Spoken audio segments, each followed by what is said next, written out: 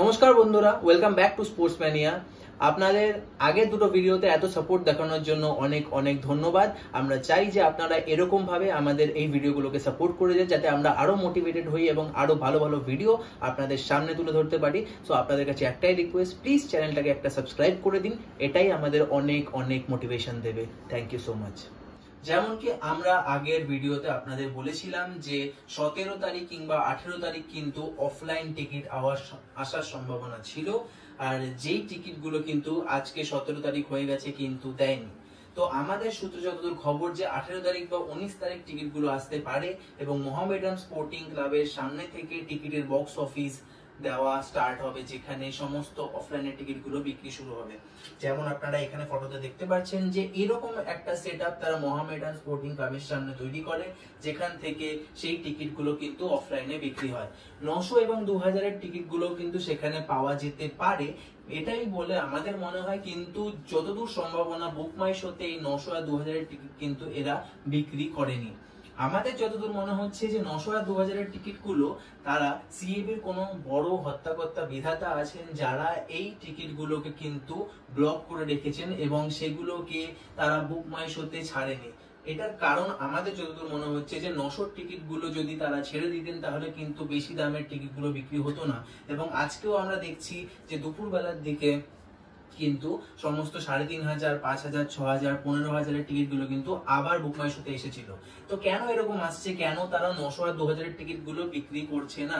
যদি এরকমই আসে যে মানে অনেকগুলো টিকিট যারা আবার তারা ব্যাক করে আনছে বুক মাই শোতে, তাহলে হয়তো 900 আর 2000 এর টিকিট গুলোও আনার কথা ছিল যদি সেগুলো বুক মাই শো থেকে বিক্রি হয়ে যেত, কিন্তু সেগুলো কিন্তু হয়নি। তো এটাই হচ্ছে কি তার মূল কারণ হতে পারে যে 900 টিকিট গুলো তারা পরবর্তীকালে ব্ল্যাকে বিক্রি করতে পারে, বা সিএবির যারা বড় বড় হত্যাকর্তা বিধাতারা আছে তারা সেই টিকিট গুলো অ্যাজ আ পাস তারা নিজের লোকেদের কাছে সেগুলো বিলিয়ে দিতে পারে, এটা আমাদের মনে হচ্ছে।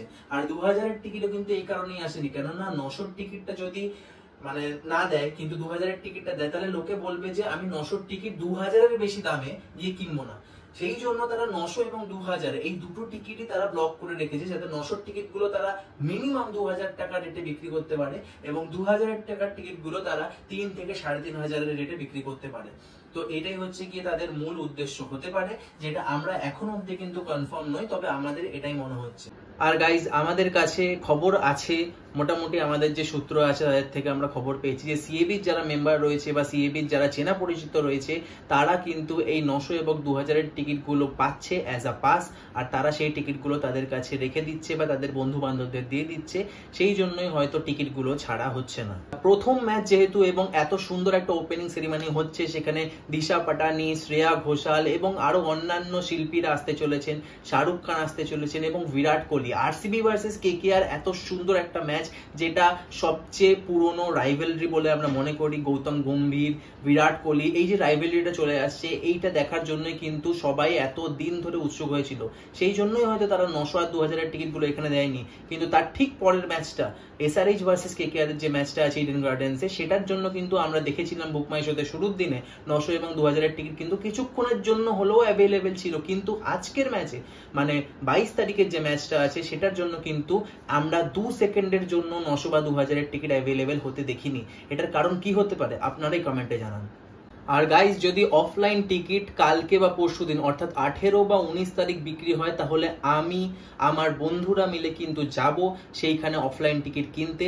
আমরা প্রায় 4-5 জন মিলে যাব এবং আমরা চেষ্টা করব যে পার হেড যদি 2টো করে টিকিট দেয় তাহলেও আমরা 10টা টিকিট কেনার চেষ্টা করব, কিন্তু সেটা লিগাল উপায়। 900 বা 2000 এর টিকিট, কেননা তার বেশি টাকা দিয়ে কেনার আমাদের কাছে কোনো রকম সামর্থ্য আপাতত নেই।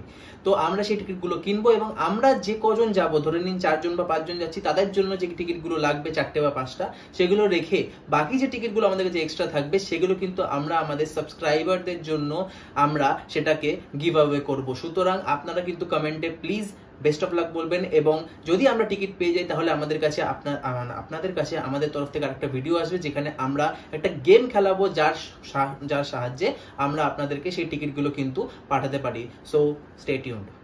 আর গাইস, বুক মাই শো এর এত টিকিট দাম বাড়ানোর জন্য কিন্তু সিএবি থেকেও অনেক কথা বলা হয়েছে। বুক মাই শো দের অনেক রিকোয়েস্ট করা হয়েছে যাতে তারা এত টাকা বা এত দাম দিয়ে টিকিট না বেচে।